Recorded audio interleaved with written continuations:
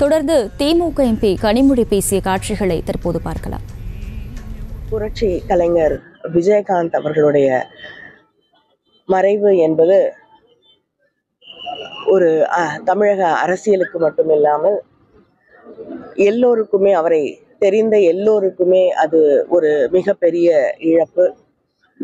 எந்த உயரத்தில் இருந்தாலும் தான் ஒரு சாமானிய மனிதன் என்பதை எந்த காலகட்டத்திலுமே மறந்திடாத ஒரு மாமனிதர் அவர்.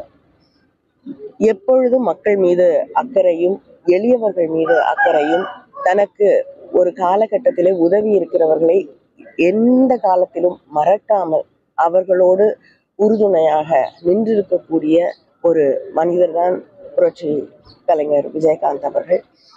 அவருடைய அரசியல் பயணம் என்பது கூட மக்கள் மீது இருக்கக்கூடிய, அவர் திரைப்படங்களிலே நடித்து கொண்டிருந்த அந்த காலகட்டத்தில் கூட தமிழ் உணர்வு, திராவிட உணர்வு, இந்த மக்கள் மீது வைத்திருக்கக்கூடிய அன்பு, இதை பற்றித்தான் அவருடைய திரைப்படங்களும் மறுபடியும் இதே மைய கருத்துக்களைத்தான் சொல்லிக் கொண்டிருந்தது.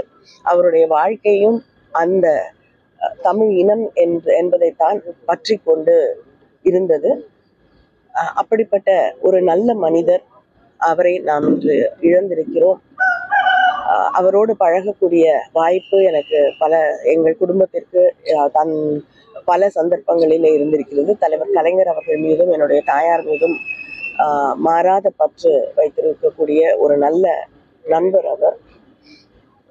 அவருடைய இழப்பு என்பது தனிப்பட்ட முறையிலும் எனக்கு மிகப்பெரிய இழப்பாகும்.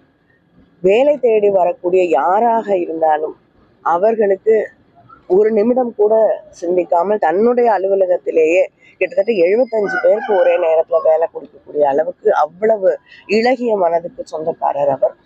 அவருடைய இழப்பு என்பது அவருக்கு தெரிந்த அத்தனை பேருக்கும் ஒரு பேரிடியாகத்தான் இருக்கும்.